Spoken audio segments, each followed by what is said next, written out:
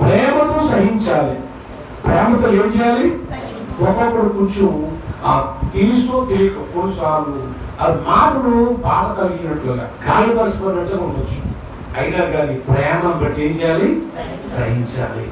నన్ను అంత మాట అంటావా, నన్ను అలాగే అంటావా అనేది మనం దాన్ని చక్రించకూడదు అని తెలియక అన్నాడు. అంటూ మనము ప్రేమను బట్టి, క్రీస్తులో ఉండే ప్రేమను బట్టి, పరిశుద్ధాత్మను అనుగ్రహించిన ఐక్యతను బట్టి, దేవుని అభిషేకాన్ని బట్టి మనం ఏం చేయాలి తెలుసా? సహించుకోవాలి, ఓర్చుకోవాలి. దావీదు దేవుని అభిషేకం పొందాడండి. ఏమండి, అభిషేకించబడినట్టు దావీదు జీవితాన్ని మనం చూస్తే ఏమండి, ఆయన ఎంతో దూషిస్తారు. ఆయన స్థాయి కాదు, ఏమండి, ఆయన స్థాయి కాదు, ఎన్నో 100 రెట్లు కింద ఉన్నట్టు వారు. దావీదు పేరు కూడా ఎత్తలేనట్టు వారు కూడా దావీదుని దూషిస్తారు, చెప్పిస్తారు, వేడం చేస్తారు, అవమానంగా మాట్లాడతారు. కానీ వచ్చి వచ్చాడు. ఆయన అభిషేకం ఏం చేసిందో తెలుసా? సహనంలో నడిపించింది, ఓర్పులో నడిపించింది. దేవుని బిడ్డలారా, ఆయన కంటే బలవంతులను జయం పొందడానికి అభిషేకాన్ని దేవుడు అనుగ్రహించాడు. అభిషేకం ద్వారా గొప్ప కార్యం చేయగలిగాడు. ఆ అభిషేకం ద్వారా ఓర్చుకోగలిగాడు. ఏమండి, రాత్రి చెప్పాను నేను కదా, ఒకటేంటంటే శత్రువులతో ఏమండి పోరాటం వచ్చినప్పుడు పోరాడచ్చు, ఆ జీవించడానికి. దాని తర్వాత తన మిత్రులే శత్రులు అయిపోయారు. ఎవరు? ఆయన దగ్గర నేను పొందిన వారే శత్రులు అయిపోయారు. కానీ చాలా బాధకారం చేసింది. అంతకంటే బాధకారం చేసింది ఏంటంటే తన కడుపులో పుట్టిన బిడ్డలే ఆయన ప్రాణం తీయడానికి చేతపడ్డాడు. అయినా సహించాడు, అయినా వచ్చుకున్నాడు. దావీదు కనబడితే సత్యం అన్నాడండి. తన సైన్యంతో చెప్తున్నాడు అబ్షాలోము. దావీదు ఏమన్నాడు తెలుసా? అబ్షాలోము కనబడితే అతను మాత్రం సంతోషం. అక్కడ మాట వాళ్ళని ఎత్తలు పెడుతున్నారు, ఎంతో వారమని జరగబోతుంది. దావీదు రాబోతున్నారు. కానీ దావీదు అంటున్నాడు, ఆ సైన్యాధిపతితో చెప్పి అడుగుతున్నారు, వాళ్ళ దగ్గర మాట తీసుకున్నారు, ఇదిగో ఇద్దరు వెళ్ళండి, జయించండి. కానీ నా కొడుకు మాత్రం ప్రాణం, నా కొడుకు మాత్రం బ్రతకుంటాడు. కానీ అబ్షాలోము ఏమంటాడంటే, వర్తమాన మా తల్లి చంపారండి, ఆ తల్లిని చంపారు. గమనించండి, వాళ్ళకి అభిషేకం లేదు, దావీదుకి అభిషేకం. చూసారండి, కనుక మనం ఒక ప్రత్యేకత ఉండాలి. వాళ్ళు మాట్లాడినట్లుగా మనం మాట్లాడకూడదు, వాళ్ళు ప్రజలు మనం ప్రవర్తించకూడదు.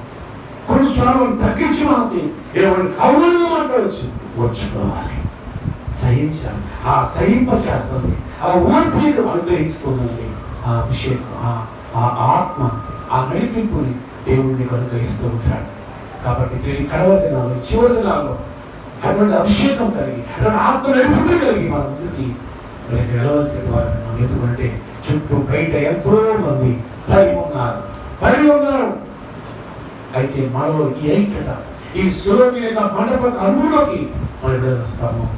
అప్పుడు వారితో వెళ్తే సమాధానం వస్తుంది, వారితో వెళ్తే సమాధానం దొరుకుతుంది, శాంతి దొరుకుతుంది. అయ్యో ఎన్నెన్నో సంవత్సరాలు కానీ ఏ మాత్రం ప్రయోజనం లేకపోయింది, నిష్ప్రయోజనం అయిపోయింది. నేను వారితో వెళ్తాను. ఇదిగో వారు పొందుకుంటున్నారు, వాళ్ళ కలుగుకున్న వాళ్ళే గొప్పడు. వాడు ఎంత నెమ్మదిగా ఉంటున్నారు, ఎంత ప్రశాంతంగా ఉంటున్నారు, ఎంత అన్యాయంగా ఉంటున్నారు. వారి కుటుంబాల్లో ఎప్పుడు ఎటువంటి కేకలు పడతలేదు, ఎటువంటి గొడవలు పడుతున్నాయి, ఎటువంటి ప్రశాంతంగా ఉన్నారు, ప్రేమగా ఉన్నారు అనే సాక్ష్యం లేనారు. అది అభిషేకం ద్వారా, ఆత్మ నడిపించడం ద్వారా అనుగ్రహిస్తాడు. పిల్లలు, మీ కుటుంబం ఆ విధంగా అనేకుడికి చూసినప్పుడు సమాధానం కలిగించే కుటుంబంగా, ప్రశాంతమైన వాతావరణం నీ కుటుంబంలో కనిపించాలి. అలా కాకుండా నీ కుటుంబంలోని ఆందోళనగా, నీ కుటుంబంలోని గర్భిగా, నీ కుటుంబంలోని కేకలు, గొప్పలు రకరకాలుగా ఉన్నట్లయితే వారు దేవుడికి అప్పటికీ నమ్ముకోరండి. కానీ యేసు ప్రభువుని బట్టి కాదు, మన కుటుంబాలను బట్టి, మన కుటుంబాలను చూసి. కానీ మన కుటుంబం సొలొమోను మండపంలో ఉండాలి. ఏమండి, ఈ కుంటోడు సొలొమోను మండపంలో వాడిని పట్టుకుని వదలలేదండి. అంటే వారిని అనుసరిస్తూ ఉన్నారు, వారు క్రీస్తు అనుసరిస్తున్నారు. ఆ సేవకులను వీళ్ళు చేస్తున్నారు. వాళ్ళు గట్టిగా పట్టుకున్నాడట. నేను మీతో ఉంటానయ్యా, నేను మీ ఎదురుగా చేస్తానయ్యా అంటూ. అవునండి, అనేక మంది దీన్ని అమర్చడానికి, దీంతో రావటానికి దేవుడి ప్రణాళిక తెలుసా? దేవుడు రక్షించాలని ఒక మాట చెప్తే ప్రపంచం రక్షించబడిపోతాడు. అది దేవుడు చెప్తున్నారు. నీ ద్వారా అనేక ఒక బృందాన్ని రక్షించాలని, నీ ద్వారా అనేక ప్రభుత్వకు నడిపించాలని దేవుడు ఉద్దేశించాడు. అంటే మనం ఏదో భక్తులం కాదు సుమా, మనం కూడా భక్తి వారు ఎందుకు పైరాని వారనే, కానీ కృప మన నుంచి అని ప్రేమ పెట్టి మనం రక్షించి మన ద్వారా వాడుకుని ఆ బహుమానం నీకు ఇవ్వాలని కోరుకుంటున్నాడు. ప్రైజ్ లార్డ్, హల్లెలూయా. సమరయ స్త్రీ ఎవరి సాక్ష్యం లేదు, జీవితం బాగోలేదు, ఆ ఊరిలో ఆమె చెప్పగానే తూ అంటారండి. ఎన్ని కుటుంబాలని కూలగొట్టేసిందని, ఎంతమంది ఆమె మాయ చేసింది, ఎన్ని కుటుంబాలు ఇల్లు పడిపోయిన గురించి అన్నంత భయంకరమైన చెడ్డ సాక్ష్యం కలిగిన ఆమె. దేవుడు ఆమెను చూశాడు. దేవుడు ఆమెను చూశాడు. ఎందుకు ఆమె దగ్గరకు వచ్చాడో తెలుసా? బాగా గమనించాడు. ఎందుకు ఆమె ద్వారా వాళ్ళ రక్షణ సువార్త అందించాలని కూడా తెలుసా? ఎందుకు చెప్పాడు ఒక మాట? ఎందుకంటారు? సరే గమనించండి. ఎందుకో తెలుసా? ఆమెకి కనుక ఆమె ద్వారా సువార్త అందించడం కనుక కాకపోతే ఏదో వాళ్ళ ద్వారా రక్షణ సువార్త వచ్చిందనుకోండి, ఆమె సువార్త వెళ్దాం. ఎందుకని? ఆమె పాపాలు అన్నట్టుగా ఆమెకి సువార్త ఏమాత్రం కూడా వెళ్తాను. అందుచేతే కింద స్థాయిలో పరిచయం పరిస్థితుల్లో ఎవరు ఉన్నట్టు వాళ్ళు చూస్తున్నాడంటే అదే పెద్ద గొప్ప వారిని అది పైకి ఇస్తున్నాడు. మన అందరము మన చుట్టూ దేవుడు నమ్ముకోవడం గొప్ప ఉండొచ్చుమా, ఆ ఫీలింగ్ ఎప్పుడు పెట్టుకోకండి. మనకంటే వాళ్ళు చాలా యోగ్యులు ఉన్నారు, మనకంటే దేవుడు నమ్మలేని వాళ్ళు ఎంతో మంది యోగ్యులుగా ఉన్నారండి. అవును, కానీ మన దగ్గర నుండి ఈ సమాధాన సంబంధమైన సువార్త వారికి అందించాలని దేవుడు అలా ప్లాన్ చేసి నీకు నన్ను రక్షించాడు. Praise the Lord. ఈ సమరయ స్త్రీని రక్షించాడు. ఈ సమరయ స్త్రీతో మాట్లాడినప్పుడు ఆమె హృదయం తెరవబడింది, కొండ విడిచిపెట్టబడింది, అంటే తన పాపాలు విడిచిపెట్టబడింది. వీళ్ళని ఊళ్ళో కూడా అందరికి చెప్తుంది, ఇగో మెస్సీ కొరకు ఎదురు చూస్తాను కదా, ఆ మెస్సీని చూసాను, ఆ మెస్సీని చూసాను. ఆ చూసావా? ఏమన్నాడు? ఏం చెప్తున్నాడు అంటే నేనేం చేస్తాను చేసి చెప్పాడు. కొన్ని నీకే తెలియదు, కొన్ని తెలుసు నీకు, నీకు తెలియదు ఎన్నో ఉంటే నాకు చెప్తున్నావు, కానీ నీకు తెలియదు కూడా ఆయనతో చెప్పేశాడు నేనేంటో. ఆయన మెస్సీ కాదా అంటే సగం వరకు నాకు ఫోన్ చేసింది, సగం వరకు నాకు ఫోన్ చేసింది. ఓ ఎంతో కాలం ఎదురు చూస్తున్నాను నడని చెప్పేసి ఆ ఊళ్ళో ఉన్నట్టు వాళ్ళు చాలా మంది బయటకు వచ్చేసారు. ఆయన విడిచిపోయారు. వాళ్ళు ఇలా వెళ్ళిపోతే ఇలా వచ్చేసారు, ఇలా మర్తుంది అలా మర్తుంది ఆ వదిలిపెట్టారు. ఏ సులకు తీసుకొచ్చి వాళ్ళు విడిచిపెట్టారు. ఆమె ఆమె చెడ్డామే, ఆమె సాక్షులేని ఆమె, ఏమండి ఆమె పైకి స్థితి కలిగినామే. కానీ యేసు ఆ పెంటలో ఉన్నటి పాపంలో తగ్గిపోయి రాలిపోవడం చెడ్డగా ఉన్నట్టు ఆమెను రక్షించాడు. ఆమె ద్వారా తప్పిన వారికి ఈ రక్షణ వారికి ఇవ్వడానికి ఆమెను వాడుకున్నట్లుగా చూస్తున్నాం. పోయే దేవుడు అలాగని ఈ యొక్క శివ దినాలు వచ్చే దినాల్లో దేవుడు మనలను రక్షించాడు అంటే మన భక్తులను కాదు, నమ్ముకునే వాళ్ళకంటే మన గొప్ప వాళ్ళని కాదు. ప్రియ దేవుడు మనము కూడా ఎందుకు పడిగిరాని వాళ్ళ పాపులుగా ఉన్నప్పుడు మనలను ఆయన ప్రేమించి రక్షించి మన ద్వారా అనేకులు ఈ రక్షణ ఈ సమాధాన సువార్తను అందించాలని ప్రభు కోరుతున్నాడు. ఇక్కడ అలాగా మన ద్వారా ఇవ్వాలి అంటే ఇక్కడ రాయబడుతుంది కదా, ఆత్మ కలిగించే ఐక్యతను మనం ఏం చేయాలి? కాపాడుకోవాలి. శ్రద్ధ కలిగి వారి ప్రేమతో ఒకరినొకరు సహించు మీరు పిలవబడిన పిలుపులకు తగినట్టుగా ప్రతి ఒక్కరు దేవుడు పిలిచాడు, రక్షించాడు. ఎందుకు పిలిచాడు అంటే ఆయన శిష్యులుగా ఉండడానికి పిలిచాడు. మీరు వెళ్ళి సమస్త జనులను శిష్యులుగా చేయండి అన్నాడు. తండ్రి కుమారునికి పరిశుద్ధాత్మలో బాప్తిజం ఇవ్వండి, నేనే సంగతులు బోధించినా ఆ సంగతులు బోధించండి అన్నాడు. ఎందుకు అంటే మనమందరం కూడా దేవుని వాక్యం చూస్తే అందుకు నిలబడ్డాం. అంటే ఆయనతో సహవాసం చేయడానికి, ఆయనతో యుగాలు కూడా రాజ్యంలో ఉండడానికి దేవుడు మనం పిలిచాడు. ఆ పిలుపు తగినట్లుగా మనం ప్రవర్తించాలి. తగిన దీర్ఘశాంతముతో కూడిన ఏ శాంతం కలిగి ఉండాలి? దీర్ఘశాంతం. దీర్ఘశాంతం అంటే ఏంటి? దీర్ఘశాంతం అంటే ఏంటి? శాంతం అంటే ఏంటి? ఎవరైనా తిరిగి అనకూడదు. ఎవడైనా తిట్టినా తిరిగి తిట్టకూడదు. ఎవరైనా నేను చూసి ఎక్కడ చూసాడు కానీ నేను చూసాడు కదా, చూశాడు అయినా నువ్వేం చేయకూడదు? తిరగబడకూడదు. అది ఏంటి? శాంతం. దీర్ఘశాంతం అంటే లాస్ట్ మీద కొట్టాడు, ఈ శాంతం కొట్టాడు, అది కొట్టాడు, అప్పుడు ఓ చెప్పకూడదు చెప్పకుండా 2 చెప్పాడు బతుకుంటాడు. అప్పుడు ఎవరు ఏం చేయడు? మౌనంగా ఉండడమే. అది దీర్ఘశాంతం. దీర్ఘశాంతం కలిగిన వాడు దేవుడు కూడా. ఆయన నిన్న చేశారండి, ఎన్ని కొట్టారండి, ఏం తిట్టారండి, ఏ విధంగా హింసించారండి, ఏ విధంగా అవమానపరుస్తారండి, ఏ విధంగా యాగం చేశారండి, ఏ విధంగా ఎన్ని రకాలు బాధించారు. అయినా కానీ దీర్ఘశాంతం. ఈ మాటలు చెప్పండి, ఒక్కరు కూడా నువ్వు మాట్లాడవా? ఒక్క మాట చెప్పు, నేనేదో చేయాలి, నేను వినిపిస్తాను. నేను విడిపోయిన నాకు అధికారం ఉంది. నా తండ్రి సేవ లేకుండా ఎవరు నన్ను శిక్షించలేదు, ఎవరేం చేయలేదు. మాట్లాడండి. కాబట్టి నువ్వేది మాట్లాడవా? మాట్లాడు. నువ్వు మౌనం ఉంటే వాళ్ళు చెప్పేది కూడా నిజం నిర్ధారణ చేయవలసి వస్తుంది. కానీ ఒక్క మాట మాట్లాడితే ఈ కేసు కొట్టేస్తానంటాడు. ఆయన మౌనంగానే ఎందుకంటే దీర్ఘశాంతం కలిగి తన పిల్లలు కూడా దీర్ఘశాంతం. ఎందుకు దీర్ఘశాంతం కలిగి ఉన్నాడు యేసు ప్రభు అంటే తండ్రి చెప్పు నెరవేర్చబడాలంటే దీర్ఘశాంతం కలిగి ఉండాలి. ఆయన దీర్ఘశాంతం లేడనుకు సోపరుస్తుంది. ఒక్క మాట అంటే చివేరు. తండ్రితో చెప్పేంటి? నువ్వు వెళ్ళాలి, చివేరు వెళ్ళాలి, నీ రక్తం చెందించాలి. ఈ తండ్రి చెప్పాలి. తండ్రి చెప్పు నెరవేర్చబడాలంటే నువ్వు దీర్ఘశాంతం తొలగించాలి. అలాగే మనం కూడా మన పిలుపు తగినట్టుగా మనం ప్రవర్తించాలంటే, ఆయనకు ఇష్టంగా వారుగా ఆయనతో ఉండాలి అంటే, ఆయనతో మమేకం అవ్వాలంటే రోజున మనం కూడా ఏం కలిగి ఉండాలంటే దీర్ఘశాంతం కలిగి ఉండాలి. ఏమండి, మనం ఏమై ఉండాలి తెలుసా? చచ్చిపోయిన వారుగా ఉండాలి. ఎలా ఉండాలి? ఏమంటే మారు మనసు పొందడం అంటే ఏంటి? పాత జీవితం చచ్చింది, పాత జీవితాన్ని చంపుకోవటమే.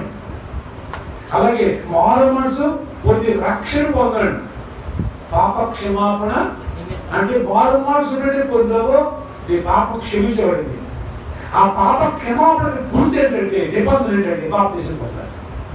బాప్తిజం పొందావు, అప్పుడు నువ్వు ఏమై ఉన్నావు? నీవుగా చచ్చిపోయావు, క్రీస్తులో పుట్టావు. అర్థమైందా? నువ్వు చచ్చిన వాడిని తిడితే వెళ్తాడా? కోపం వస్తుందా? వాడు తల్లితే, వాడు ఉమ్మేస్తే ఏమంటాడు? కర్రకుంటాడు, కట్టకుంటాడు. చచ్చినోడి మీద ఏం చేసినా ఎదుగుతాడా? కదులుతాడా? నువ్వు పళ్ళ చేస్తాడా? ఏం చేయడు. వాడు ఎలా ఉంటాడో మనం ఎలా ఉండాలి అంతే. యేసుక్రీస్తును అది దీర్ఘశాంతం అంటే. అర్థమైందా? అప్పుడే ఆయన చిత్తం నీలో నెరవేర్చబడతాడు. దేవుడికి స్తోత్రం. అప్పుడు నీ వెనుక అనేక మంది వస్తారండి, నీ వెనక వచ్చేస్తారు. నీ వెనక వస్తే మాకు సమాధానం కలుగుతుంది. నీ వెనక వస్తే ఆ సోదరు మలుపంగా దొరుకుతుంది. నీ వెనక వస్తాం, నేను విడిచిపెట్టాం అన్నట్లుగా అనేక మంది నీ వెనక వస్తారండి. ఆ స్థితిలోకి ఎదగాలి మనం, ఆ పరిస్థితుల్లోకి మనం ఏమండి ఎదగాలి ఆత్మీయంగా. కాబట్టి దేవుని బిడ్డలారా, దేవుని యొక్క వాక్యాన్ని మనం ముగించబోతున్నాను. కానీ ఈ సమయంలో మనందరం పోయారా ఈ కడవల శివతనాలని దేవుని యొక్క ఆత్మాభిషేకం అనేది చాలా చాలా ప్రాముఖ్యమైనది. ఇంకా నేను చెప్పవలసింది ఇప్పుడు కాకుండా చెప్పాను. అంశంలోకి వెళ్ళకుండానే అయిపోయింది. ప్రతి నెల అలాగే అయిపోతుంది. అని చేత ఏదో ఒక మాట చెప్పి నేను కొంచెం దీన్ని ఆపేస్తాను. 1904 సంవత్సరాలు 1940 సంవత్సరంలో ఏల్పు అనే దేశంలో ఒక భక్తుడు మన పేరు రాస్తాను, ఇవాన్ రాబర్ట్స్ అంటే. ఇవాన్ రాబర్ట్స్, ఈ ఇవాన్ రాబర్ట్స్ అనేది యవనస్తుడు. ఆయన మారు మనసు పొంది రక్షించబడి యేసు క్రీస్తులో ఆయన ఏమని గొప్ప అభిషేకం పొంది ఆత్మశేతం ఆయన భారం కలిగి, ఆత్మ పట్ల భారం కలిగి ఆ ఏల్పు దేశంలో ఆయన సువార్త ప్రకటిస్తుంటున్న సమయం అండి 1904 సంవత్సరం. ఆ ఒక్క సంవత్సరంలోనే ప్రియమైన దేవుని గారు, ఒక్క సంవత్సరంలోనే ఆ దేశంలో ఏం జరిగిందో తెలుసా అండి? ఆ దేశం ఏం జరిగిందో తెలుసా అండి? సినిమా హాళ్ళన్నీ మూసేసేదండి. సినిమా హాళ్ళని మూసేయడం అంటే దౌర్జన్యంగా నేను ట్రై చేసి అన్ని మూసేశారు కదా, అలా మోసడం కాదు. సినిమాకి ఇల్లు కూడా లేదు, దాని మీద సినిమాలు మూసుకున్నారు. సారా దుకాణాలు పడిపోయి సారా తాగి కూడా లేదంటాడు. ఒకేసారి ఆ సంవత్సరం మొత్తం మీద 1,50,000 మంది బాప్తిజం పొందారండి. ప్రపంచం రగిలించిందంటండి. 1904 సంవత్సరం ఏల్పు దేశానికి మరుపురాని యొక్క ఉద్యమాన్ని రగిలించినది యవ్వనస్తుడు ఒక్కడండి. దేవునికి స్తోత్రం కదండి. ఒక్కడు వాళ్ళు ఏమవుతారు అనుకుంటాను కదా, ఒక్కడు ఆ విధంగా మండించబడిన వాడే, ఆత్మ అభిషేకం కలిగిన వాడే, ఆత్మ తీవ్రత కలిగిన వాడే ఆ ఆత్మ నడిపింపులోకి ఆయన ముందుకి వెళ్ళి ఆత్మ పట్ల భారం కలిగిన వాడై, ఆత్మ ఆవేశం కలిగిన వాడై ప్రజల మధ్యకి, త్రాగుబోతుల దగ్గరికి, హింసాల దగ్గరికి, దొంగల దగ్గరికి, దోసుకోబోయబడుతున్న వారి దగ్గరికి పోయి ఆయన చెప్తుంటుంటే, ఆయన మాటలు చెప్తూ ఆయన కన్నీళ్ళు కాస్తుంటుంటే అందరు గొళ్ళు గొళ్ళు గొళ్ళు గొళ్ళు ఎక్కడెక్కడే వాళ్ళు రోడ్లని లేకపోతే మరి అది ఆ శరీర స్థలం కాదని చూసుకోకుండా ఈ మాట్లాడుతుంది అనేక ప్రాంతాలు ఎక్కడికక్కడే బస్ స్టాండ్ మాట్లాడటం మొదలు పెట్టాడు, రైల్వే స్టేషన్ అక్కడ మాట్లాడటం మొదలు పెట్టాడు, లేదంటే ఎవరి మరొక సమూహం అక్కడికి సారా ఒక్కరు అక్కడికి వెళ్ళి మాట్లాడటం మొదలు పెట్టాడు, సినిమా నుండి అక్కడికి వెళ్ళి మాట్లాడటం మొదలు పెట్టాడు, సినిమాకి వెళ్ళి టికెట్లు తీసుకున్న సైతం కూడా ఆగిపోయి గొల్లు ఒకరిని ఏడుస్తూ మొదలు పెట్టారండి. సింపు బాధలు పాడేశారండి.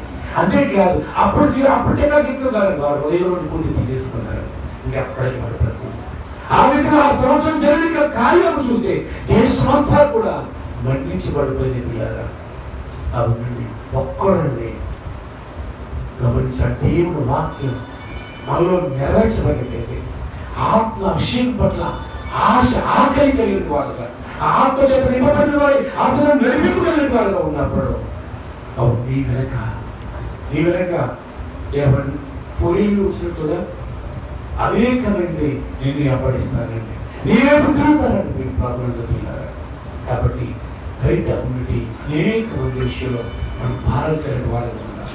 మనం మరింతగా ఎవరిని మన పట్టుదల కలిగిన వారిగా ఉండాలి. ప్రార్థించాలి, మూలగా కన్నీరు కాల్చాలి. సందర్భాలు స్వామిగా పిల్లలు మనం ఉపవాసం ప్రార్థించాలి. మన ఈదులో ఉన్నట్టు వారు, మన చుట్టూ ఉన్నట్టు వారు, మన బంధువులు, మన స్నేహితులు ఎంతో మంది పిల్లలు వారందరి విషయమై మనం ఏం చేయాలంటే ప్రార్థన చేయాలి, కన్నీరు కాల్చాలి. ప్రైజ్ లార్డ్, హల్లెలూయా హల్లెలూయా. చూడండి, ఒక వాక్యం చదువుదాం. కొరింథీయులకు రాసిన 2వ పత్రిక 1:20 వస్తుంది. కొరింథీయులకు రాసిన 2వ పత్రిక 1:20. అమ్మా, మీతో కూడా క్రీస్తునందు నిలిచి ఉన్నట్లుగా మిమ్మల్ని స్థిరపరిచి అభిషేకించిన వాడు దేవుడే. దేవుడికి స్తోత్రం. ఎందుకంటే ఎందుకైనా అభిషేకిస్తున్నాడు, స్థిరపరచాలని, స్థిరపరచబడాలని. వీడు స్థిరమలేదని అంటారు కదా చాలా సార్లు. వారి పిల్లలను బట్టి మాట్లాడుతున్నప్పుడు వీడికి స్థిరలేదండి అయ్యా, వీడు స్థిరం గురించి ప్రార్థన చేయగలుగుతారు కదా. కానీ మన ఆత్మీయ జీవితంలో స్థిరపడటానికి కోసం ఆయన అభిషేకాన్ని ఇచ్చాడట. ఇక్కడ చూసినట్లయితే మనం స్థిరపరచబడాలి. ఏమండి, ఇక్కడ చాలా స్పష్టంగా చెప్పాడు కదా, క్రీస్తునందు నిలిచి ఉండినట్లుగా మమ్మును స్థిరపరిచి అభిషేకించిన వాడు దేవుడే. మొదటిది ఏంటంటే నిలిచి ఉండాలి. ఎదుట్లో నిలిచి ఉండాలి, క్రీస్తులో మనం నిలిచి ఉండాలి. క్రీస్తులో కాకుండా ఏ సైడ్కి వెళ్ళకూడదండి. మనం ఎక్కడ ఉండాలంటే క్రీస్తులోనే ఉండాలి. అంటే మనం మాట్లాడిన క్రీస్తులోనే ఆ మాటలు రావాలి. మనం ఏది చేసినా క్రీస్తు కొరకే అన్నట్లుగా ఉండాలండి. మనం జీవితాన్ని చూసినప్పుడు ఈ క్రీస్తు కొరకే జీవిస్తున్నారు అన్నట్టుగా ఉండాలండి. ఆ విధంగా క్రీస్తులో మనం నిలిచి వారిగా ఉండాలి. దేవుని నిలకడలేని వారుగా ఉండకూడదు. క్రీస్తులో మనం నిలబడిన వారుగా నిలిచేవారుగా ఉండాలని ఇక్కడ ఈ మాట చెప్పబడుతుంది. అయితే తర్వాత కదా నిలిచి ఉన్నట్లుగా మమ్మల్ని స్థిరపరిచి అభిషేకించిన వాడు ఎవరు? దేవుడే. మమ్మల్ని అభిషేకించిన వాడు మనుషులు కాదు, దేవుడే. ఆవిడ నీళ్ళు ఆత్మ ఆకలి, ఆ అభిషేకం పట్ల ఆకలి కలిగినప్పుడు దేవుడే నేను అభిషేకం చేస్తాడు, దేవుడు అభిషేకిస్తాడండి. బైబిల్ గ్రంథంలో చాలాసార్లు దేవుడు పంపించి అభిషేకం చేసినట్టు వారు ఉన్నారు. యేసు ప్రభువే యోహాను చేత బాప్తిజం పొందాడు, బాగా గమనించండి. అయితే యేసు ప్రభు యొక్క గురించి భయపడు అభిషేకించబడిన వాడు అని భయపడు. అంటే ఎవరు అభిషేకించారంటే అభిషేకించబడి వచ్చాడు ఆయన తండ్రి చేత. ఆయన ఏమయ్యాడు అంటే క్రీస్తు అంటే ఏంటి? అభిషిక్తుడు, అంటే అభిషేకించబడిన వాడు ఆయన. అయితే మనకు మాదిరిగా మనం ఏ విధంగా రక్షణ పొందాలో మాదిరి చూపించాడు ఆయన. బాప్తిజం పొందాలి లేదంటే పర్లేదని మీరు గొప్పవారు కాబట్టి పూలు వేసుకోవడం సరిపోతుంది. బాప్తిజం పొందాలి ఎక్కడైతే అలా రాజీ పడతారేమో అని ప్రభువే బాప్తిజం పొంది చూపించాడు ఆయన. ప్రైజ్ లార్డ్, హల్లెలూయా హల్లెలూయా. చాలా సార్లు తరకలు వస్తాయి.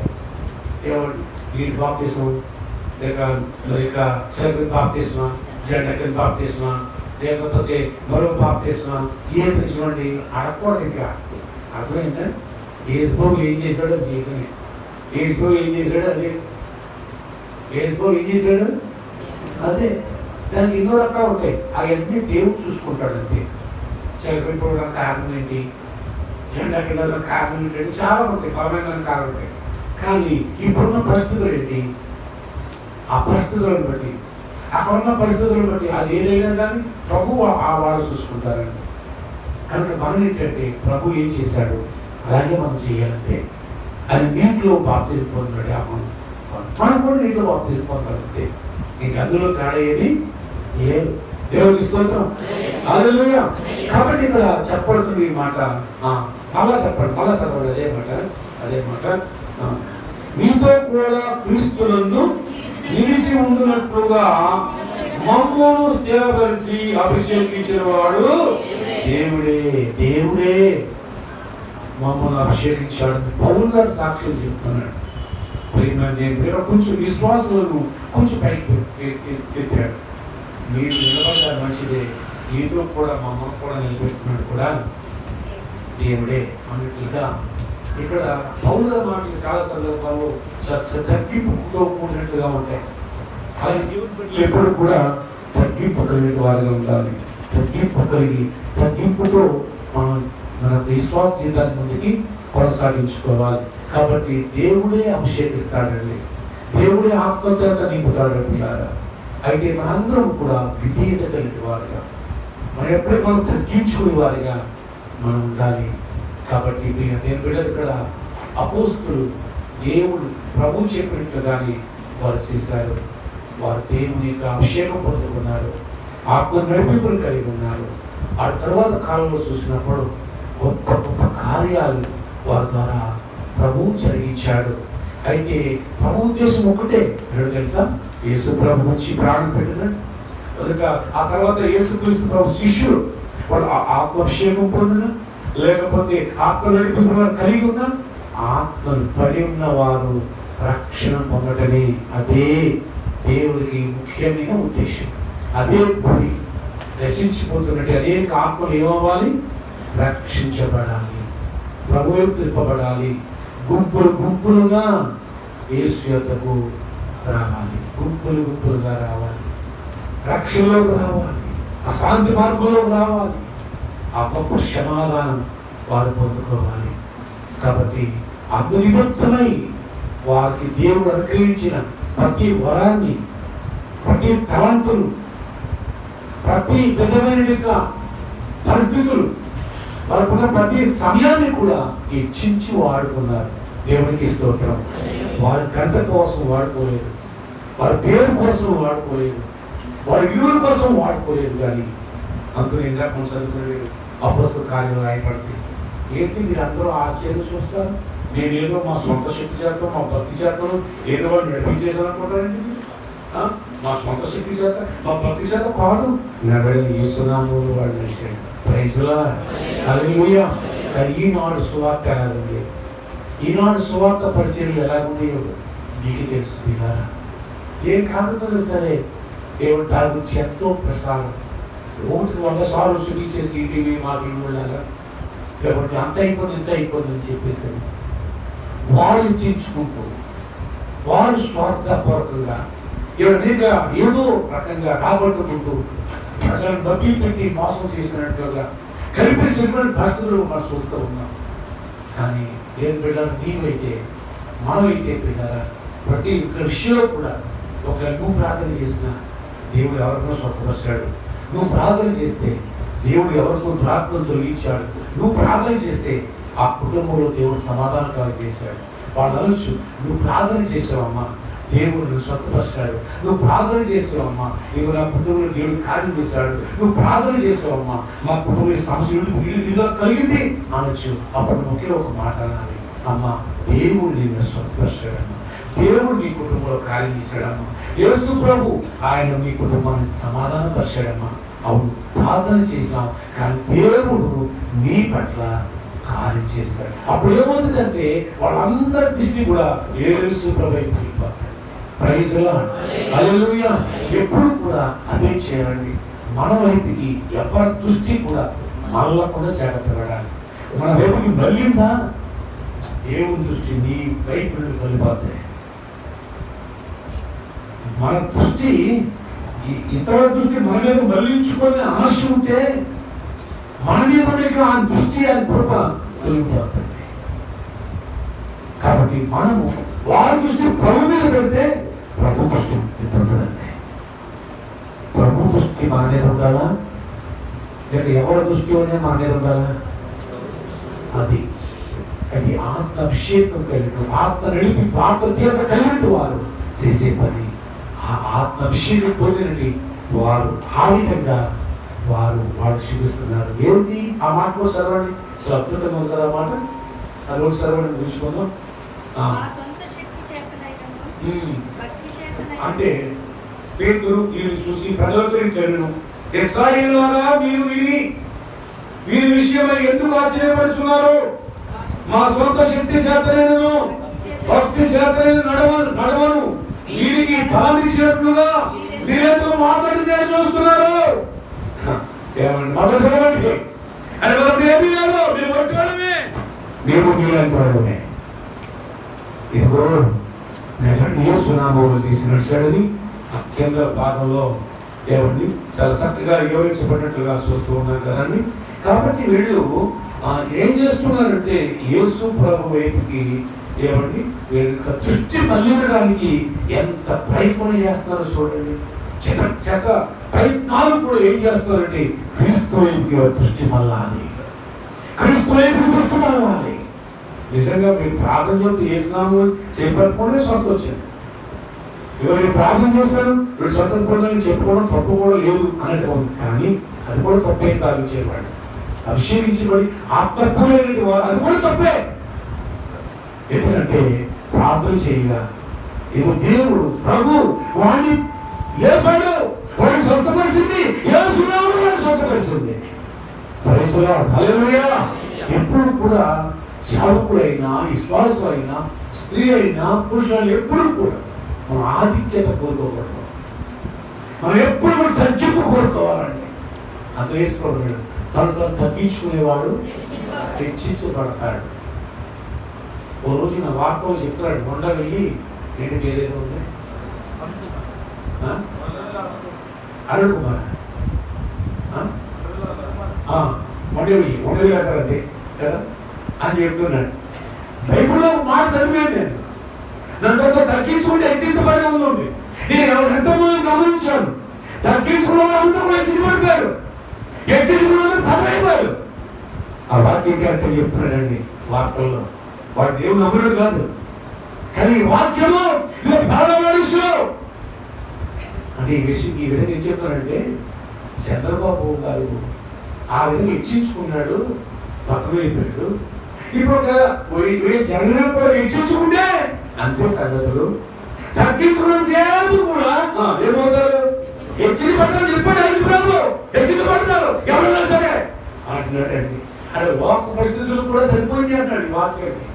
అవునండి, లోక పరిస్థితులు కూడా వాళ్ళు పోల్చుకుంటుంటే మనం ఎంత పోల్చుకోవాలండి, మనం ఎంత తగ్గించుకోవాలండి, మనం ఎంత మాత్రం అండి. దేవుని యొక్క కృప మనకి ఇచ్చాడు. ఆ కృపలో మనం మరింత తగ్గించుకున్నప్పుడు దేవుడు హెచ్చించుకుంటాడు. తగ్గించుకుంటే హెచ్చించుకుంటాడే, తగ్గించుకోకూడదు. అప్పుడు ఏంటండి, చాలాసార్లు చాలా మంది ఈ రకంగా తగ్గించుకుంటారు. ఏ రకంగా? హెచ్చించబడాలని తగ్గించుకుంటారండి. హెచ్చించబడాలని తగ్గించుకోకూడదు. హెచ్చించబడాలని ఆలోచన అనకూడదు. దేవుడిని ఇచ్చి చేయాలి, దేవుడిని కనపరచాలి, దేవుడి నామం పైకెత్తబడాలి, దేవుడు మహిమపరచబడాలి. ఆయన ఎచ్చవలసి ఉంది, నేను తగ్గవలసి ఉంది. ఎవరన్నా ఈ మాట ఎలాంటి చూడండి, అసలు ఎలాంటి అభిషేకం అండి ఆయనకు ఉందని. ఏమండి, దేవుడే ఆయనకు అభిషేకించాడు. ఆయనకి ఎవరు అభిషేకం ఇచ్చాడు? ఆయన బాప్తిస్మం ఇచ్చాడు. ఎందుకంటే దేవుడే ఆయనకు అభిషేకించాడు, దేవుడే ఆయన చెప్పదలిచాడు. కానీ ఆయన ఏమంటున్నాడంటే నేను తగ్గవలసి ఉంది, ఆయన ఇచ్చవలసి ఉంది. అంటే యేసుక్రీస్తుని పైకెత్తుతున్నాడు. అప్పుడు కూడా ఆయన పేరు అడుగుతుపోయాడు. చేశాడు అందులో తొందరగా 100 మంది 1000 మంది ఎవరి ఆయన అరణ్యంలో ఉండి కేకలు పెడుతుంటే, ఆ అరణ్యంలో ఉండి ఆ జంతువుల మధ్య ఆయన వాక్యాలు పఠిస్తుంటే, ఆ పర్వ ప్రజలు పఠిస్తుంటే, ప్రజలందరూ ఊళ్ళో నుండి, ఆ ఇళ్లలో నుండి, ఆ పట్టణంలో నుండి, ఆ గ్రామాల్లో నుండి తొందరపడగా తీర్థానికి వెళ్ళిపోతారండి.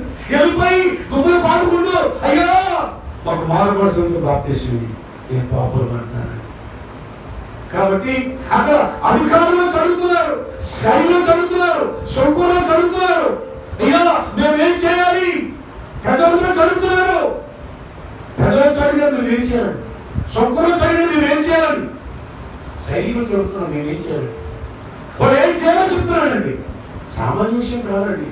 యాహోదండి, యాహోను విషయం సామాన్య విషయం కాదు. పిల్లలు తన తల్లి ఆత్మపురుడు కాదు, తండ్రి ఆత్మపురుడు. అలా ఆత్మపురుడు వాడికి పుట్టిన వాడు యాహాను వాగ్దానం చేత దేవుని చిత్త ప్రకారంగా చేయించాడు. అసలు మరి కదా ఎవరు అటువంటి వాడు ఎవరు లేరు అన్నిటిలో రాయబడుతుంది. కానీ తగ్గించుకుంటే యాహాను కంటే గొప్పవాడవుతాడు. దేవునికి స్తోత్రం కలుగుతుంది. హల్లెలూయా, హల్లెలూయా. కాబట్టి ఆయన ఎంతున్నాడు. అప్పుడు యేసు ప్రభుని ఎవరు గుర్తించలేదు. యేసు ప్రభు అంటే ఎవరు తెలియదండి. అందరూ కూడా యాహాను వైపే దృష్టి ఉంది. యాహాను గొప్పవాడని, ఆయన గొప్ప ప్రవక్తని, ఏలియా ఆత్మ యాహాను వచ్చిందని తన భాషలో ఉంది. ఎంతో కలుగుతుంది ఆ రోజున ఆయనకి. ఆయన ఎవరిని కూడా ఎవరిని భయపడ్డు. రోజైనా మంత్రైనా ఎవరైనా సరే ఆయన ఎవరిని ముక్కుసూటిగా మాట్లాడతాడు, కనిపించి మాట్లాడతాడు. అటువంటి కూడా ఎవరు లేరు అన్నట్టుగా. అలాంటి పేరు తెలియనప్పుడు, యేసుప్రభువు ఎవరు తెలియనప్పుడు, ఆయన బాప్తిసం పొందినప్పుడు ఆయన వెళ్తుంటే అంటున్నాడు నేను తగ్గవలసి ఉంది, ఆయన ఎచ్చవలసి ఉంది. ప్రియమైన దేవుడు కూడా గమనించాడు. లోకంలో యేసు ప్రభువుకు తెలియకపోవచ్చు, కానీ యేసు ఎచ్చబడాలి, మనం తగ్గబడాలి. ప్రతి పరిస్థితుల్లో ప్రతి సమయాల్లో కూడా అదే మనసు, అదే ఆలోచన, అదే ఉద్దేశాలు మనం కలిగినప్పుడు అది ఎచ్చవలసి ఉంది. ప్రత్యేక విషయంలో కూడా ఎచ్చవలసి ఉంది. ఎవరినో చూడలేదన్నా ఒక అతిశయంగా నువ్వు నిజంగా చాలా బాగుపడ్డావయ్యారు అనుకోండి, దేవుని కృపండి అంటే అయిపోయింది. ఇది నా యొక్క తెలివితేటలే కాదు.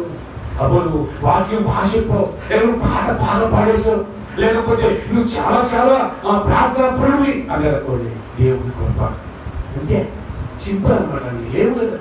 ఎందుకంటే అతిశయించామా ఏమండి, ఆత్మ ఉంటాడు, పట్టుకుంటాడు, ఆకారంలో చేస్తాడు. ఎప్పుడు కూడా మనం ఏం చేసుకోవాలి? తగ్గించుకోవాలి, అది హెచ్చించాలి, అది హెచ్చించబడాలి. అది మన మాటల ద్వారా, మన పనుల ద్వారా, మన ప్రవర్తన ద్వారా, మన క్రియ ద్వారా అలా హెచ్చించబడినట్లుగా ఎవరి ఆయన ఎప్పటికప్పుడే అది హెచ్చించేవారిగా మనం ఉండాలి.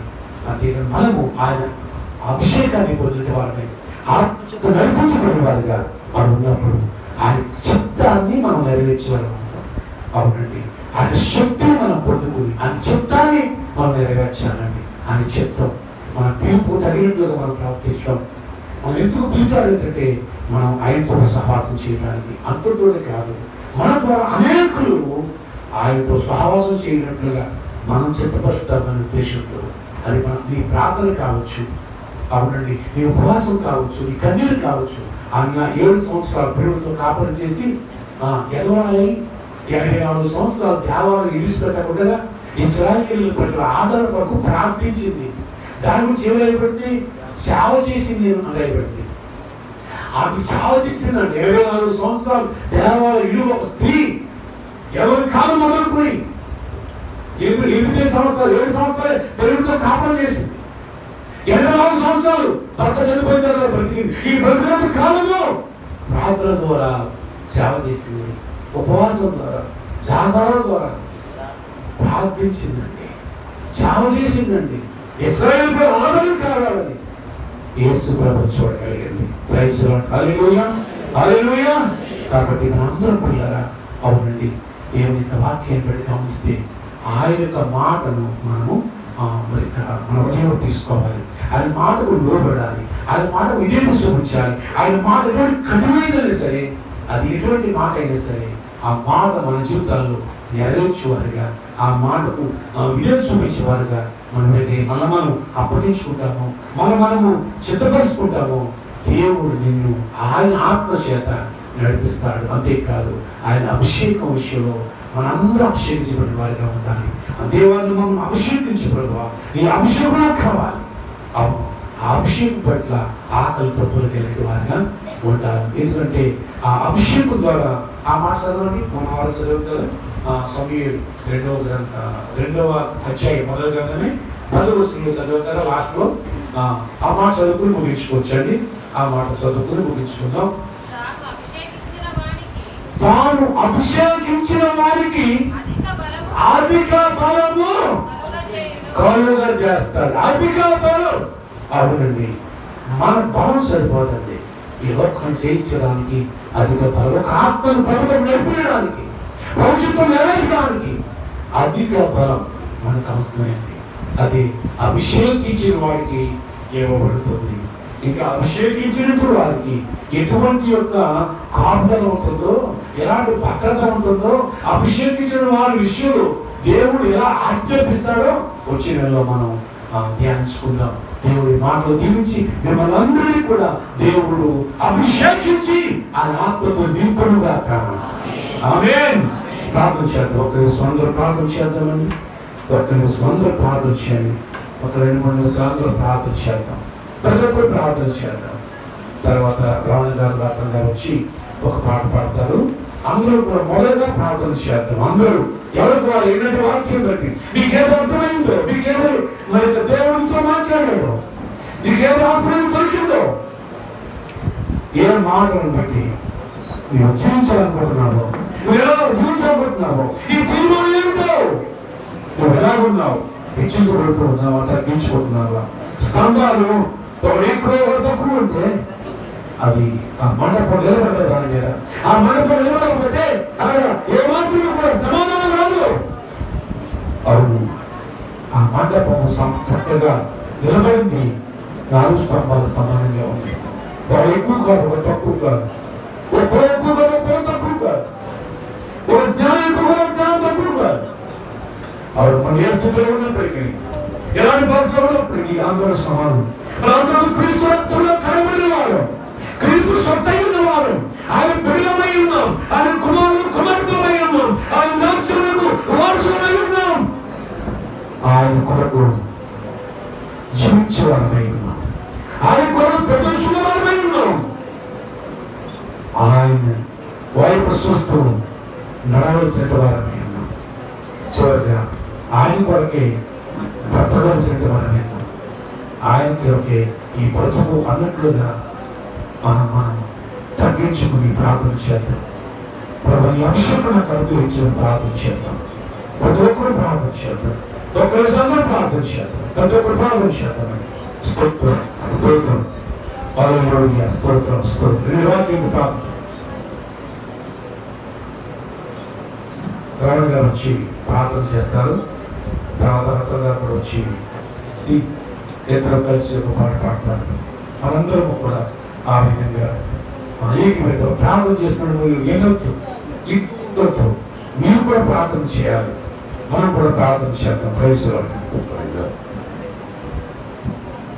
ప్రార్థన చేసుకుందామండి. చెప్పబడిన వాక్యములను బట్టి ప్రార్థన చేసుకుందాం.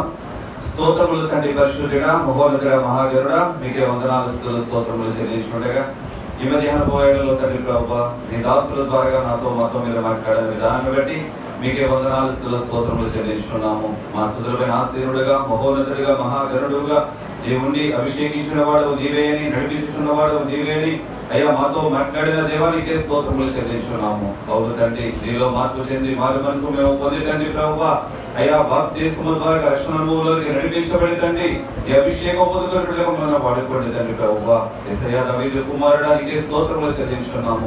అయ్యా రక్షింపబడ్డామన్న మా పేరు మాత్రమే కాదు తండ్రి, మార్పు లేని జనాంగముగా ఉన్న ప్రజలందరినీ మార్పు కలిగించబడలాగా ఒక మాదిరికరముగా మేము జీవించగలుగుతాం తండ్రి ప్రభువా. నీ ఆత్మాభిషేకంతో నింపి ఉన్నారని విశ్వాసంతో నమ్మి ప్రార్థిస్తున్నాము. నాకన్నా మీకే వందనాలు స్తోత్రములు చెల్లించుండగా అయ్యా నిన్ను పోలి మేము జీవిస్తూ అనేక మందికి మాదిరికరముగా నశించబోతున్న ఆత్మలను నుండి రక్షించి ఒక బలమైన సాధనములుగా, ఒక బలమైన ఆయుధములుగా ప్రతి ఒక్కరిని నీ ఆత్మతి మధ్యాహ్నకాలం మీరు అభిషేకించున్నారని మేము నమ్మి ప్రార్థిస్తున్నాము ప్రభువా. నాకన్నా మీరు దర్శించండి తండ్రి. నీ మాట ఏది వ్యర్థముగా పోయేది కాదు ప్రభువా. ప్రతి హృదయములను నాటింప దయచేసి తండ్రి ప్రభువా. ప్రతి హృదయ ఆలోచన తలంపులను మార్పులు దయచేసి తండ్రి ప్రభువా. వారి రక్షణ వారితో ఆగిపోకుండా అనేక మందిని నీలోకి నడిపించే వారిగా, అనేక మందికి నీ మార్గంలోకి నడిపించే బిడ్డలుగా ప్రతి ఒక్కరిని కూడా బలపరిచి ప్రగల్పమని ప్రభు చూపించమని అడుగుతున్నాము. వ్యర్థమైన మాట ఏది కూడా వ్యర్థముగా పొరవదు తండ్రి ప్రభువా. బలవంతమైన జీవితంలో ప్రతి ఒక్క బిడ్డ జీవించలాగా మీరే సహాయం చేసి ఆత్మ నడిపింపు మా అందరికీ దయచేసి ప్రభు చూపించమని యేసుక్రీస్తు అడుగుతున్నాను మా ప్రియ పరలోకపు తండ్రి. ఆమేన్.